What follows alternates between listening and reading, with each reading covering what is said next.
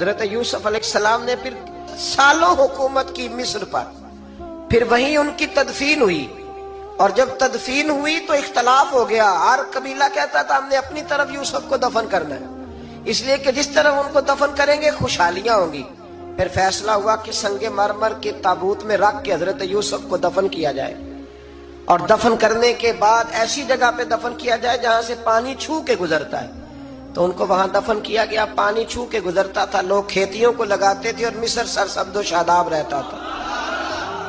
اور پھر حدیث پاک میں موجود ہے، مولا علی شیر خدا رضی اللہ تعالی عنہ فرماتے ہیں کہ نبی کریم علیہ السلام کی بارگاہ میں ایک اعرابی آیا، حضور نے فرمایا کچھ مانگ لو۔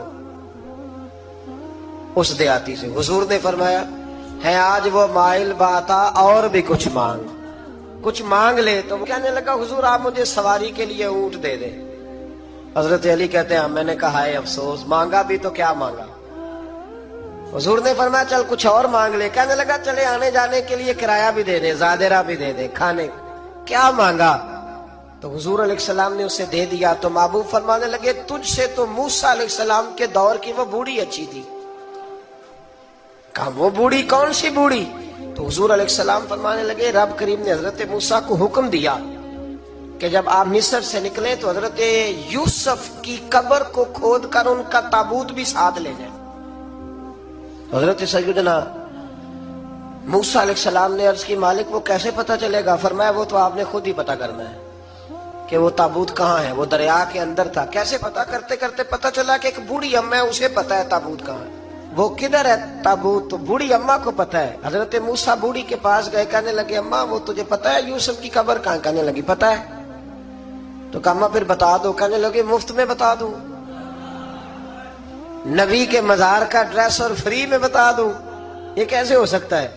تو حضرت سیدنا موسیٰ فرمانے لگے چل قیمت لے۔ طبرانی کی حدیث ہے، حضور بیان فرماتے ہیں حضرت موسیٰ کہنے لگے بتا کیا لے گی؟ کہنے لگی مجھے نا جنت میں وہ والا مکان دلائیں جس کے پڑوسی موسیٰ علیہ السلام ہو، میری اور آپ کی دیوار کٹھی ہو، کیا عقیدہ کند۔ اللہ اکبر۔ تو حضرت موسیٰ کہنے لگے چل اماں مہربانی کر جنت مانگ لے، اب تو پڑوس ہی مانگنے لگ گئی ہے۔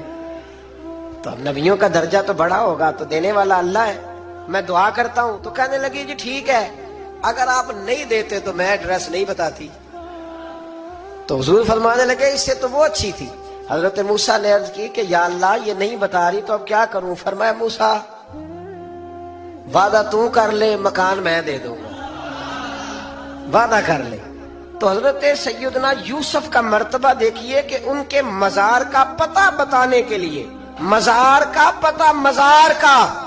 پتہ بتانے کے لیے اس خاتون نے حضرت موسیٰ سے جو قیمت لی وہ یہ تھی کہ میں جنت میں آپ کی پڑوسی بنوں گی، پھر ایڈریس بتاؤں گی۔ تو حضرت موسیٰ نے وعدہ کیا، تو پھر اس نے پتہ بتایا کہ فلاں جگہ مزار ہے۔